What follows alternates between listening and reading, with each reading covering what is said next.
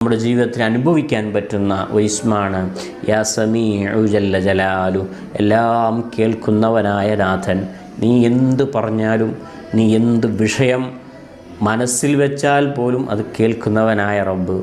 ആരും കേൾക്കാതെ നിങ്ങൾ ഒരു വലിയ റൂമിൽ അല്ലെങ്കിൽ വലിയൊരു കുണ്ടെടുത്ത് ആ കുണ്ടിലാണ് നാം പറയുന്നത് ഒരു വിഷയമാണെങ്കിൽ പോലും അള്ളാഹു അത് കേൾക്കും. അത് ആര് പറഞ്ഞാലും അള്ളാഹു കേൾക്കും. ആ രീതിയിൽ എല്ലാം കേൾക്കുന്നവനായ നാഥ എന്നർത്ഥം വരുന്ന യാ സമീഉ ജല്ല ജലാലു.